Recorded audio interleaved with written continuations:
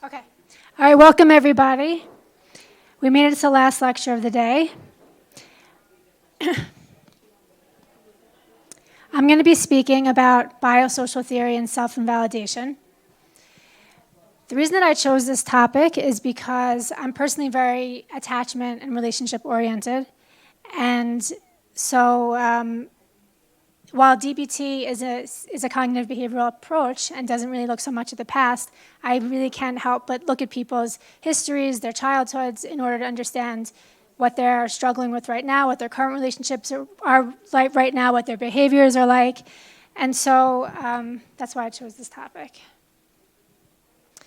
Today we're going to be talking firstly about what biosocial theory is, focusing on invalidating environments.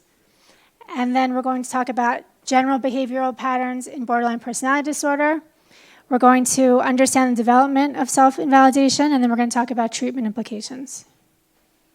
I wanted to say also that I believe Moshel Linehan was the first person who tried to understand the etiology of personality disorder, specifically borderline personality disorder. Before that, therapists were more treating behavior. And the biosocial theory, which is her explanation for why BPD develops in a lot of people, I find to be extremely valuable and also very accurate in the work that I do with clients. So what is biosocial theory? Basically, biosocial theory is a nature-nurture model. So the bio part is Moshel Linehan believes that people who develop BPD are by nature more emotionally vulnerable. So that means that they're going to be more easily activated by things that happen. They're going to feel things more intensely, and emotions are going to last longer than your average person. Now, when people are in an emotionally dysregulated state, that often causes them to behave in more impulsive ways, right? We're an emotion mind. And that's why oftentimes it can be challenging to even determine whether someone has ADHD or is struggling with emotional dysregulation, because oftentimes the behaviors can look very similar. Also, when we're in an emotionally activated state, we're going to be more sensitive to the next negative stimulus that we might encounter, and then that could therefore extend the emotion that we're feeling.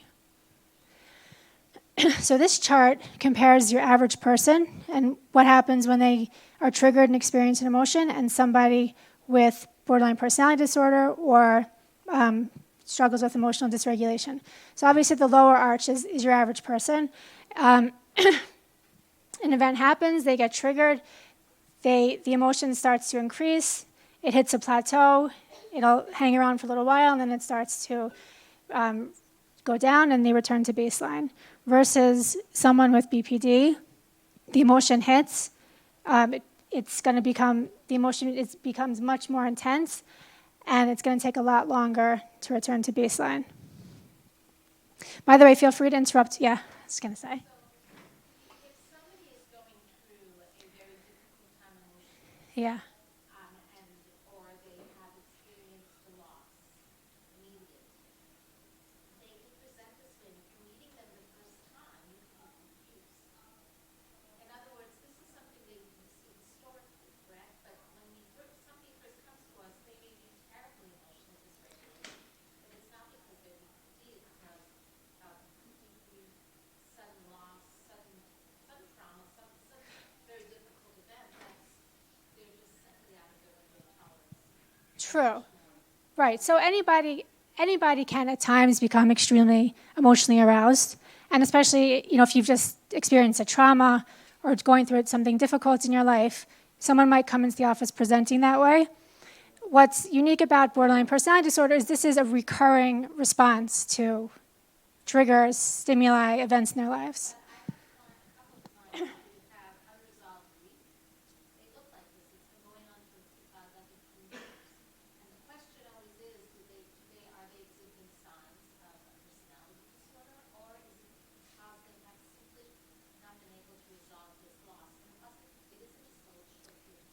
Right. Well, I think also when diagnosing borderline personality disorder, we're not only looking at emotional dysregulation. So this is one piece of it, but obviously there's lots of other diagnostic criteria. Okay. So that was the bio part of biosocial theory. And then there's the social part. The social part is basically a child's environment, their experiences growing up. And Moshel Linehan suggests that people who develop BPD usually are products of invalidating environments. So what is an invalidating environment? An invalidating environment is an environment that dismisses what someone's feeling. They might ignore what they're feeling. They might criticize what they're feeling. And in general, a person's experiences, we're talking really about a child here, their thoughts, their feelings, their perceptions are met in unpredictable ways or in extreme ways. And often, in terms of like the criticism, they might be told things like, you're overreacting, it's not such a big deal, normal people don't get this frustrated. And these are the kinds of messages that children in these types of environments might be hearing throughout their lives, especially if they are a very emotional child. Another situation where an environment might be invalidating is simply when there's a lack of goodness of fit. So sometimes a person's family is generally healthy, the parents are loving, but they're just nothing like the child. So I've worked with clients whose families are very scientific, they're very logical, and this particular person was always very emotional, and the families just don't understand them. And so there's a feeling of, again, not being understood and that creates a feeling of invalidation. Now, the relationship between one's nature and their environment is reciprocal. So, it's transactional. So oftentimes, parents expect more than children are able to actually handle, or they expect different behavior than the child's able to exhibit. And when the child doesn't meet the demands, the child is often punished or responded to in aversive ways. In response to that, the child might increase their negative behavior to try to terminate the punishment. And if the parent backs down, then the extreme emotions are therefore being reinforced. In other situations, the parents might not back down when the child increases their emotional expression and instead might respond in unpredictable ways. And that might cause the child over time to behave in passive or helpless ways. Other times children might express themselves in exaggerated ways is when they're just ignored if they don't do so. So the solution is to try not to expect more than the child can handle. And I could say as a parent, this is much easier said than done. And I think about it often. I'm a therapist. I work with emotional dysregulation, and many times, I'll tell my kid, my youngest is 9. He happens to be an extremely emotional child, and sometimes, I'll say, just calm down. And I've heard so many of my clients tell me, their parents said to them, calm down, and they said, I didn't know how to calm myself down. So the point of this isn't to criticize or to point fingers, and we all just try our best. So there's two main characteristics of an invalidating environment. The first one is that it tells the individual that her experiences are wrong. So negative responses might be attributed to being overreactive, oversensitive, paranoid, having a distorted perspective, or not having enough positive attitude. That's the first one. The second situation, the person themselves is considered to have unacceptable characteristics or personality traits. So behaviors might be described as manipulative.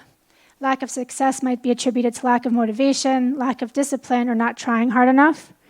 And even positive emotional expressions might be attributed to lack of discrimination, naivety, over-idealization, or immaturity.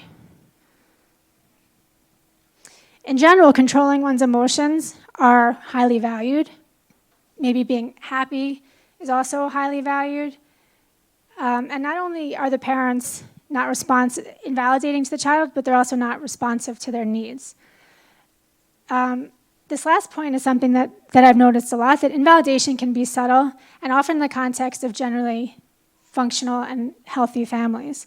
And I find clients who grow up in families like this, I often struggle with them more in the early stages of therapy because people who experience clear neglect or abuse growing up and they're struggling, they understand it. It feels sort of justified to them, while people who grew up in families that were pretty much okay and they're struggling a lot, they feel like it must be them.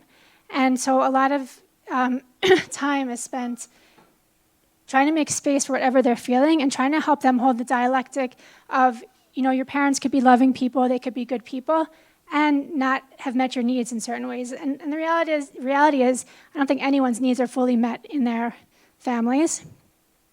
And so they could really have felt that they weren't being seen or they weren't being understood, even if their parents are loving people. There's also families where there's sort of like this undercurrent of criticism, and again, it could be very subtle, or of judgment, and it could really, especially a person who's more sensitive by nature, really could have hurt that child growing up. So an extreme example of invalidation is sexual abuse. Obviously, sexual abuse also falls under the category of abuse. So it's been found that people who have experienced sexual abuse have much higher rates of developing borderline personality disorder. This study that I have listed here is very old. It's from Linehan's book. It's a study from 1987, which says that 86% of borderline patients versus 34% of non-borderline patients were survivors of sexual abuse. I've seen more recent studies. The number wasn't quite that high, but it's definitely still quite high for people with BPD. Also, sexually abused women have higher rates of suicide attempts and engage in more serious parasuicidal behavior. And sexual abuse is really one of the most extreme examples of invalidation, because the child is told oftentimes, especially when it's incest, it doesn't have to be just incest, but that what's happening is okay, or they can't tell anybody, or if they do tell somebody, they might not be believed, or they might be blamed. And so there's a total, their agency is taken away from them. Their right to feel what they're feeling is also taken away from them. Moshel Linehan identifies 3 different types of invalidating environments. I don't think this is an exhaustive list, but I think it's useful just to look at these categories. So the first one is a chaotic family. And this is the family where there might be problems with substance abuse, financial problems, parents who are out of the home most of the time, little attention given to the children, children's needs not being met and validated. Another invalidating environment example is a perfect family. So this is a family where parents can't tolerate emotion from their children. Could be caused due to having a large family or demanding jobs, inability to tolerate negative affect, self-centeredness, fears of spoiling the child with a difficult temperament. And then the third one she calls a typical family, and perhaps this is very pervasive in Western culture. And this is when there's an emphasis on having the ability to control, to have cognitive control over emotions. There's a focus on achievement and success, having clear boundaries between oneself and others, building independence, not being so affected by extreme factors, but rather controlled by internal forces. Okay, so now we're going to talk about 6 main behavioral patterns in BPD that Moshel Linehan identifies. One of them is self-invalidation, which is why I'm going through this with you. The first one's emotional vulnerability, and each of these 6 have a counterpart. And what she noticed is that people sort of bounce back and forth between each of these behavioral patterns. She calls it dialectical dilemmas. So the first one is emotional vulnerability, and that is a difficulty regulating emotions, being highly sensitive to negative stimuli, having high emotional intensity, and slow return to baseline. So that's kind of what we talked about when we talked about children who are more biologically sensitive. And then there's self-invalidation, which is the tendency to invalidate or fail to recognize one's own emotional expressions, responses, thoughts, beliefs, and behaviors, and also having unrealistically high standards of oneself, and it may include shame, self-hate, and anger towards oneself. Those two behavioral patterns are connected. And then the next one is unrelenting crisis, which is a pattern of frequent, stressful, negative emotional events, disruptions, and roadblocks.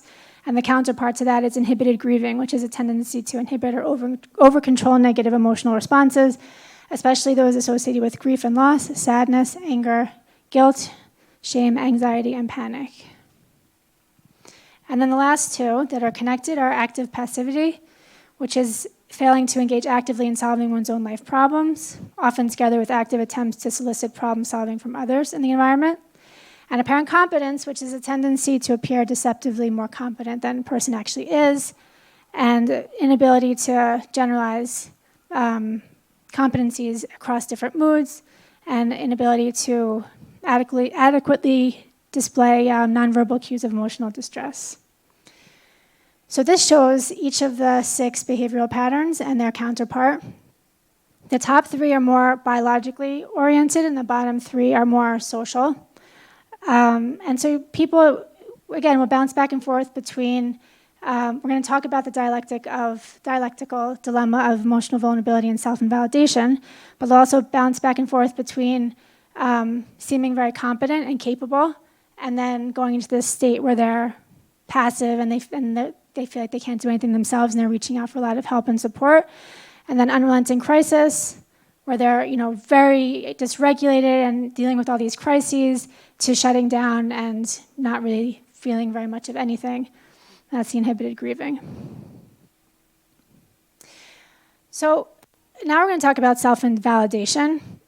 Self-invalidation is basically when people internalize all of the critical, judgmental messages they got growing up. It's what schema therapy refers to as the punitive parent part, or the critic, and IFS calls the inner critic. It's that voice that tells people, you're not trying hard enough, you're annoying, whatever, all the negative self-talk. And I find that self-invalidation has very serious impacts on people's functioning. Oftentimes, when people have self-invalidating thoughts or judgmental, critical thoughts, it could trigger, depressive episode, anxiety. So I think it's very important to identify when it's coming up. So general effects of self-invalidation are invalidating one's own emotional experiences, which may lead to the inhibition of emotional experiences and expressions, and looking to others to accurately reflect external reality. And this, I think, is really important because it interferes with a person's ability to develop a sense of self. And that's one of the diagnostic criteria of borderline personality disorder, right?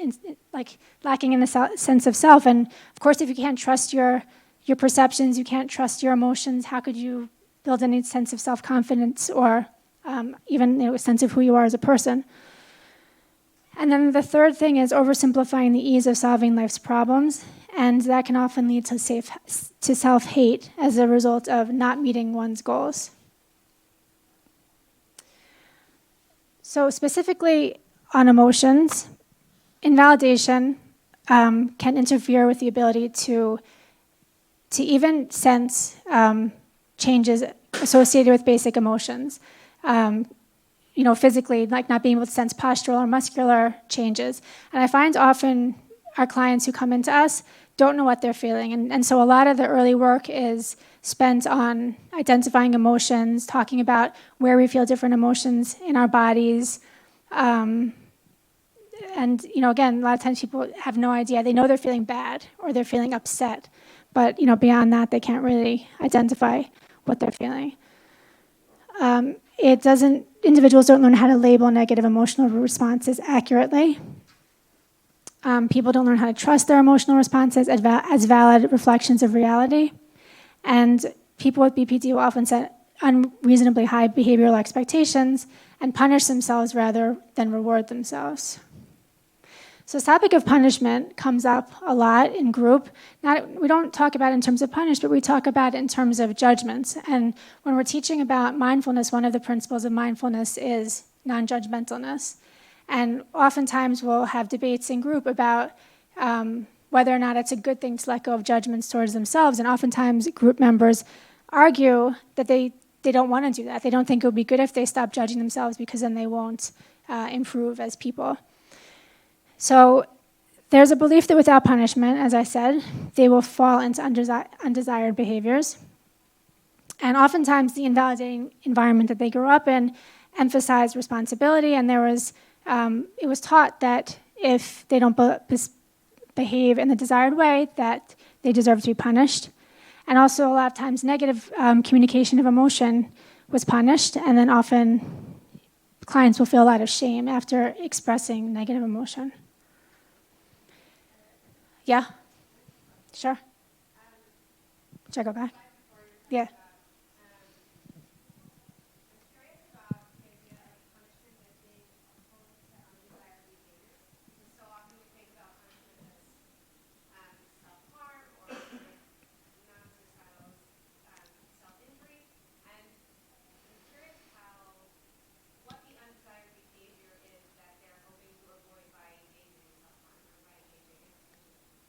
I mean, I think it really depends on the person.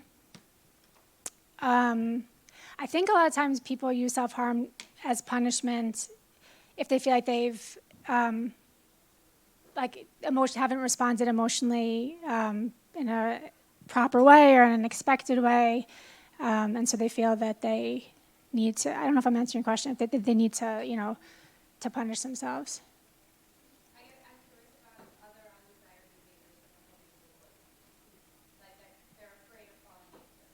Right.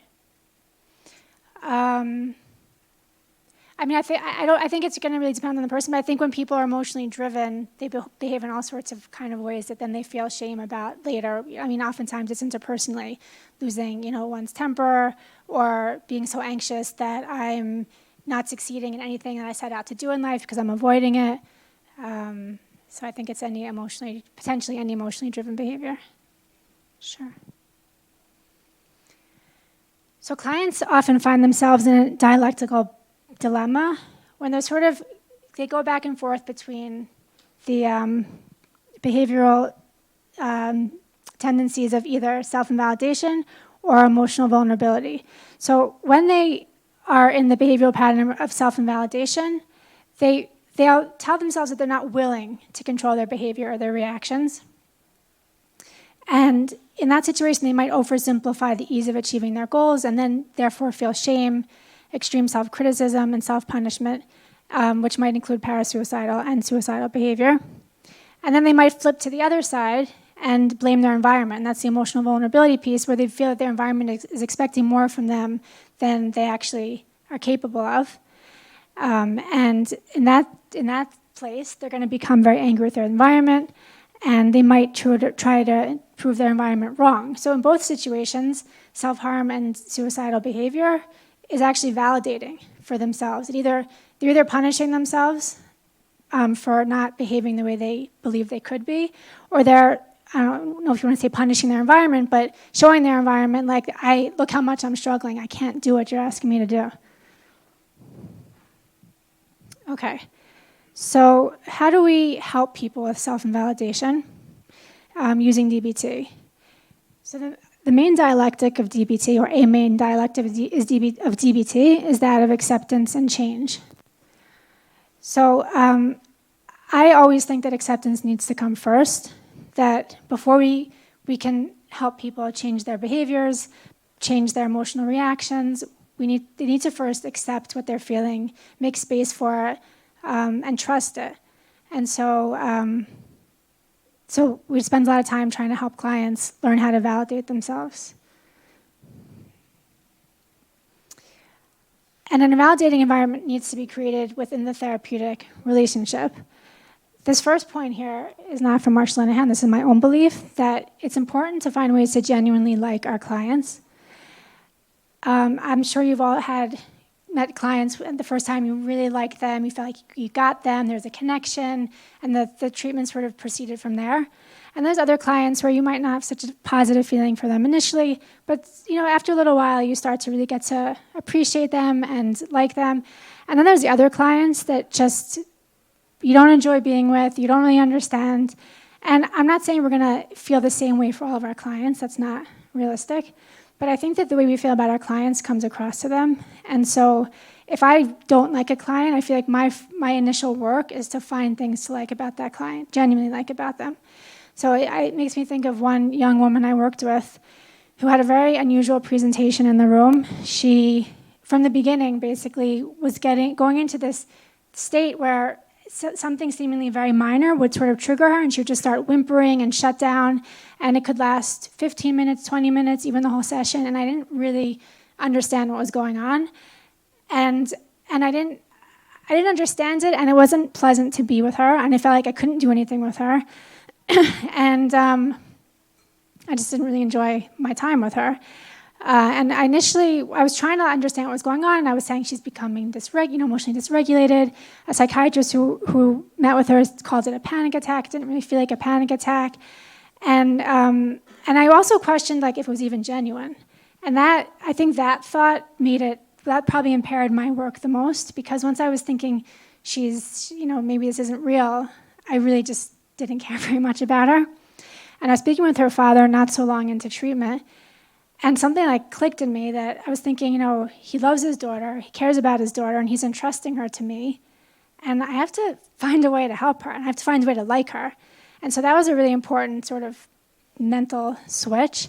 And then I also started coming up, sort of conceptualizing her. Actually, schema therapy provided a conceptualization for me that was very helpful. I'm not going to go into too much detail because that's not the topic of this lecture, but I started understanding her as going into these very regressed child states with me. And once we sort of built a conceptualization together, the treatment really just moved, and I think we made a lot of progress. And I grew to like her so much, it was hard to even think back to the time when I didn't like her. So again, it's not always going to end that way with clients, but I do think that it's important to, yeah. Sometimes, especially with borderline, you're not liking them, it's almost comfortable for them to go into that mode with you, and then, I don't know if they're testing you, or you just that's what's, for them, that's normal almost. Right. I had a client recently who said, I wish you didn't like me so much, and it could be uncomfortable to feel, and on the one hand, maybe super, feeling a need and feeling really good, but also terrifying. That's always that push and pull with BPD of come close, but I'm going to push you away. What did you say? Yeah, exactly.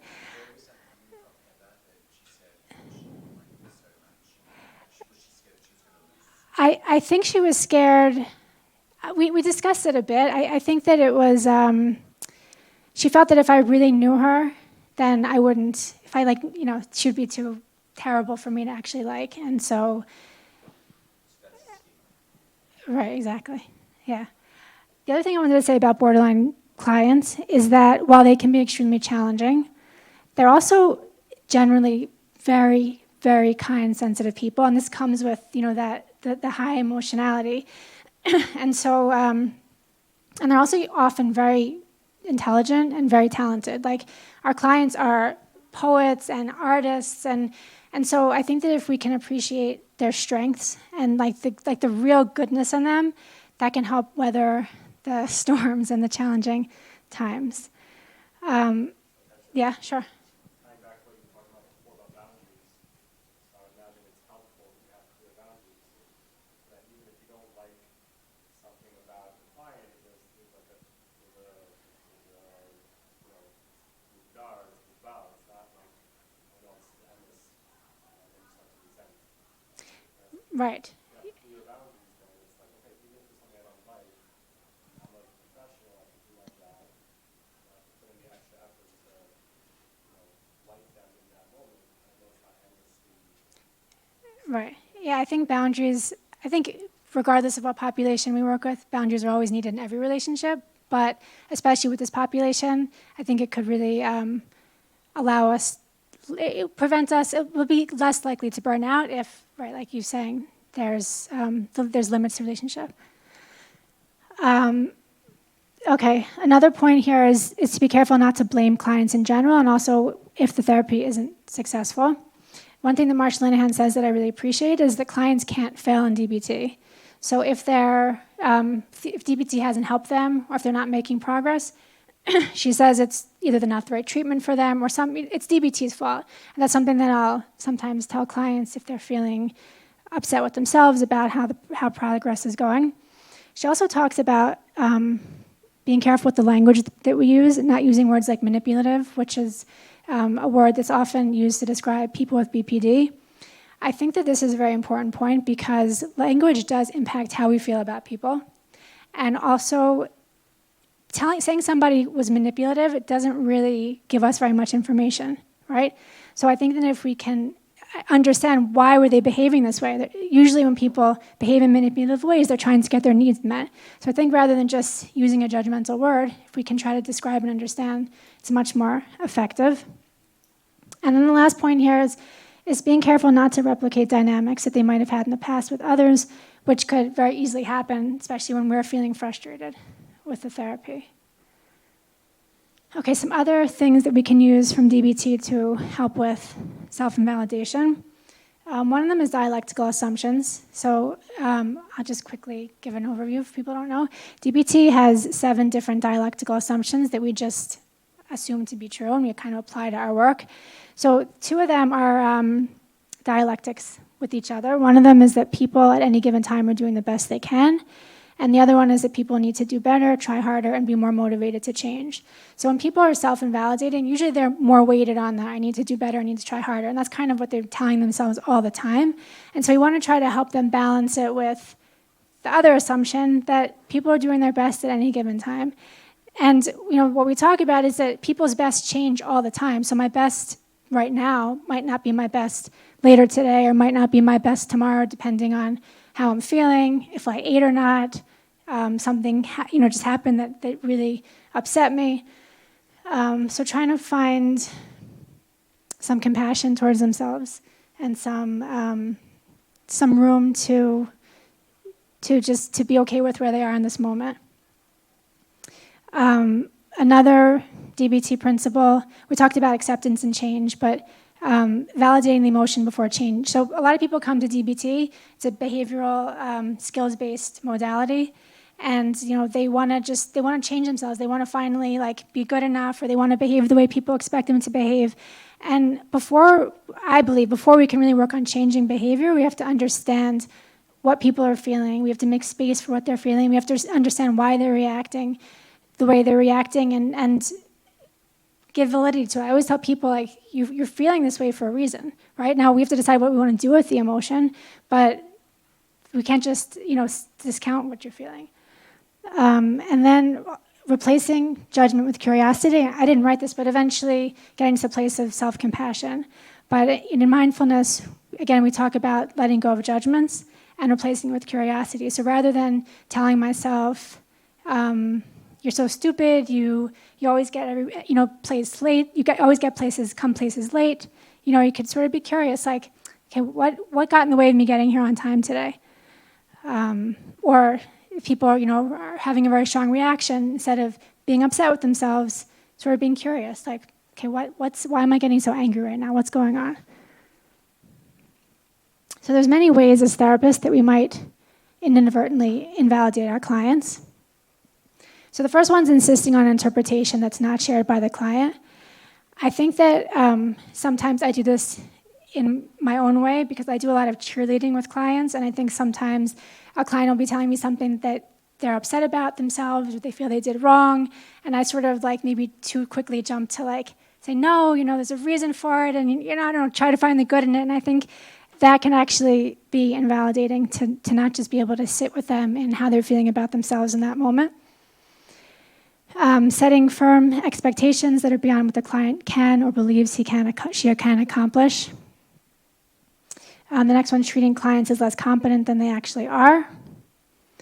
Failing to give clients the help that you would give them if you believed that their perspective was actually valid. Criticizing or punishing clients' behavior. And ignoring important communication or action of clients. And I think we could talk, at length about each of these different responses to clients, but there's just some general things that we can keep in mind. So when clients feel invalidated, they might respond in different ways. Emotionally, and this is a lot of the challenging dynamics that often come into the room when working with borderline clients. Emotionally, they might become angry with the therapist. They might go into a state of intense dysphoria due to being misunderstood. They might feel anxiety or panic that the therapist can't help them. And they might feel shame or humiliation for expressing emotions, thoughts, or behaviors. Behaviorally, they might avoid, and that can come in different forms, such as suicide attempts, quitting therapy, missing sessions, coming late, dissociating. They might increase efforts to communicate and gain validation from the therapist by, for example, calling the therapist between sessions, making extra appointments, or they might attack the therapist verbally with threats or destroying property. And therapists find themselves in dialectical dilemmas sometimes. Sometimes if a therapist makes a suggestion about a client, how a client could behave differently in the future, the client might feel that the therapist thinks she's been wrong the whole time, and the invalidating environment is correct. On the other hand, if the therapist just listens and validates, the client might panic that nothing's going to get better. And this is why often CBT doesn't work very well with this population, because CBT tends to be very change-oriented and sort of missing that validation piece. And so I think one of the reasons DBT has been so helpful with treating BPD is that it's found this balance between validation and change. Okay, thank you. Does anybody have any questions? Sure.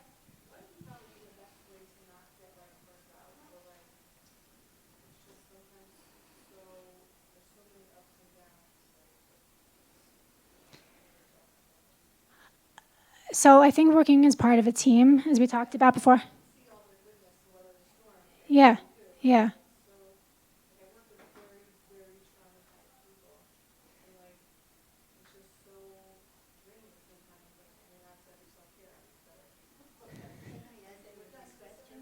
You want to answer?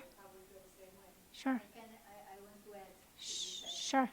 my experience is that every week there's another crisis. So it impairs my ability of helping, of really helping.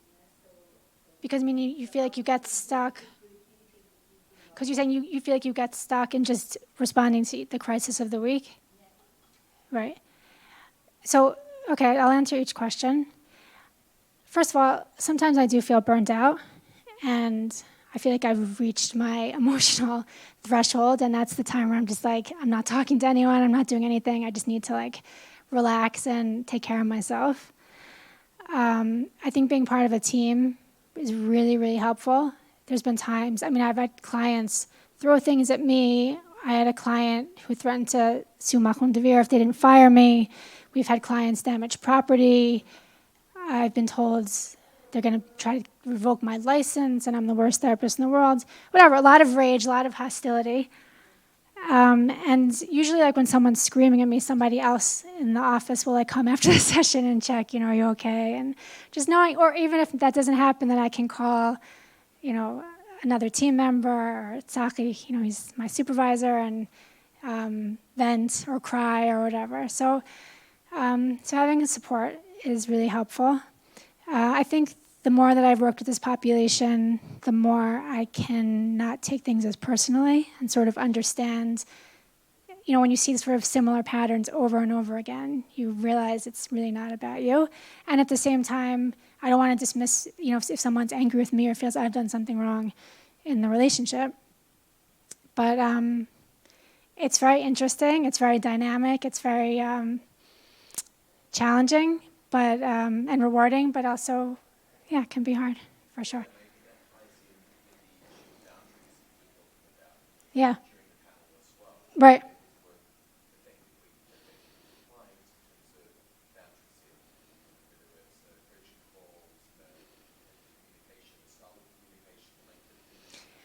Yeah, I think not investing so much that we burn out, that making sure to protect our own boundaries and not overdo it is also helpful. Yeah.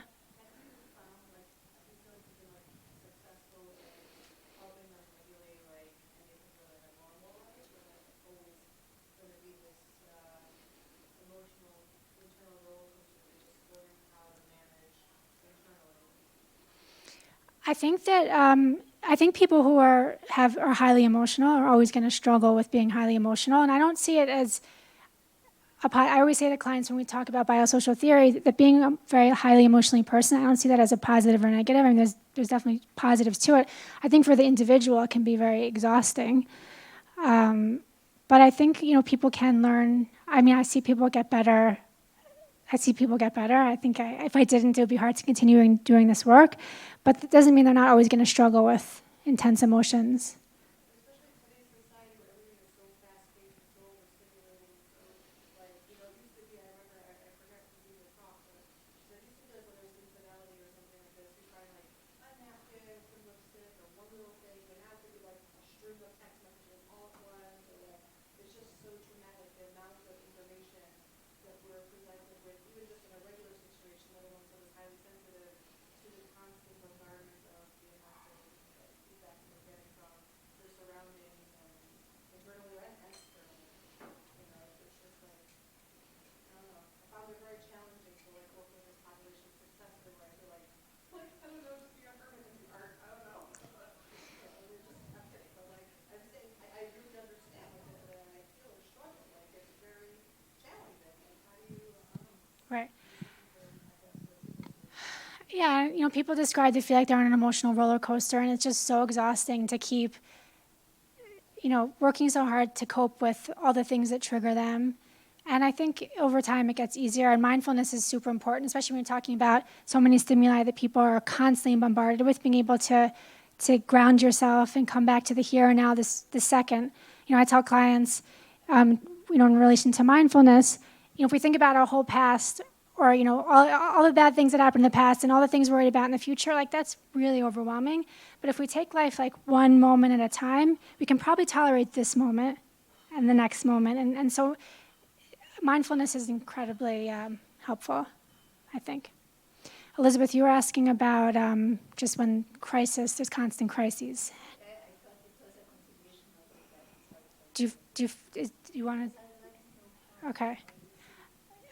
One of the lectures before was talking about like staying focused on skills and not getting sort of swept up into the crisis of the week, which I think can be very challenging. But I thought that was a really good solution, suggestion. And it does feel like with some clients, I'm thinking about one that we shared, that it just feels like nothing's changing, and it's just the same behavioral patterns over and over again. And that can be challenging as a therapist to tolerate. Yeah. So you see that your job is teaching the skills with this. You're not trying to help them with a particular at the moment. You're trying to give them something more potent that they can then internalize it and they can go out and deal with life. If they're coming in and they're looking for solutions and looking for process, really very particular. Right? But if you're working with them in a more skills-oriented way, then it's kind of like you're giving them the tools to be able to go out and deal with life. And life might not be easy. There might be a crisis next week, and that's Right. okay. Not okay, but that's something that they at least feel like, oh, I can handle it. As opposed to if they come in and they say, okay, solve my life for me, or just be my emotional punching bag. Then it's like, okay, it's never ends. Well, that goes back to some of the behavioral patterns that we were talking about in terms of unrelenting crisis, or I'll go back to them. Unrelenting crisis, apparent competence, right? Sometimes clients come in, they seem like they're managing too well, or like everything seems fine. I think when you're talking about giving, really focusing on giving over skills, that's more in the context of group therapy. But I think even, I don't know, just listening to that other lecture, that it could be helpful to really focus individual sessions. Obviously, you need to make space for what's going on in their lives and let them talk about that, but to also be careful maybe not to get too caught up in the drama and in the crises. Does that answer your question? Okay, yeah. One of the challenges that I'm sure we all face is when a client comes in with a crisis of the week, which can often be very different than a crisis of the last week. And they have this desire and they need the time to talk about the crisis. And we're trying to do something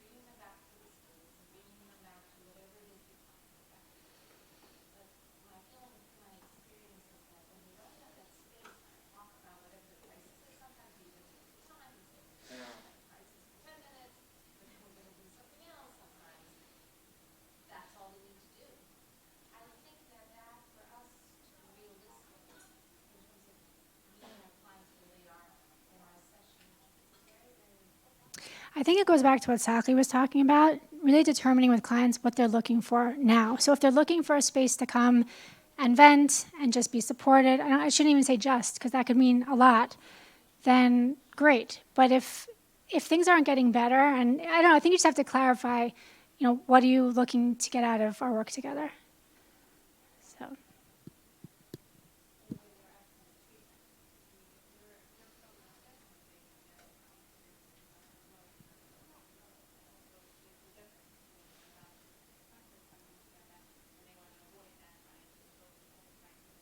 Right. So understanding, right, what the role of bringing all these crises is. Yeah.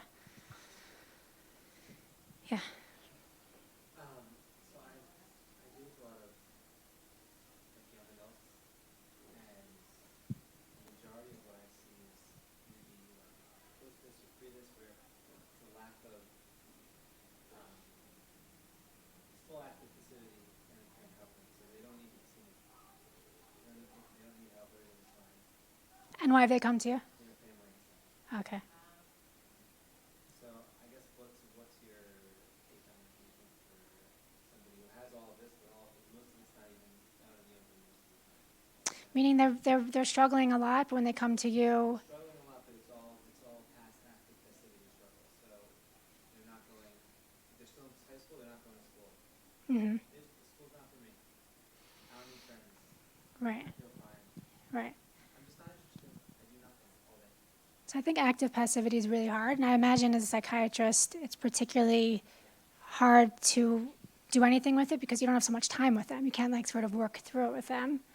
And so where do you get stuck? You want to prescribe them medication, they won't take it? They're not compliant? And although they're happy to take it, but I'm not sure that's going to work per se. I mean, even more like the families are often asking me from like a rate perspective or even from a therapeutic perspective, what can they do? What's a way That they can, to try to move the needle? right. Teenagers. I have some like it works for people over 8. I have some young adults that are like this too. They're just ready to launch. And they're in their in their own therapy or no? Parents' basement or second floor, and they maybe have a therapist, but they don't usually go, or if they do go, they don't say anything. And then the therapist will contact them, like, I don't know what to do. They just tell me everything's fine. Right. I mean, again, as a psychiatrist, I don't know how much you can do with this. I think it takes a lot of time and work, in individual therapy, working through these issues. And I think a lot of times this is where we get stuck with clients who are just either very dependent or just so passive. I mean, they kind of go hand in hand. And we've had clients, Moshel and Devere, who have been with us for years. They've seen different therapists, and everyone just gets stuck with them. So I don't really have a solution for you, honestly. It could be, with the young adults, the parents are enabling them too much, and so they need to be a little bit tougher. But again, I need to know more details. Okay, thank you, everyone.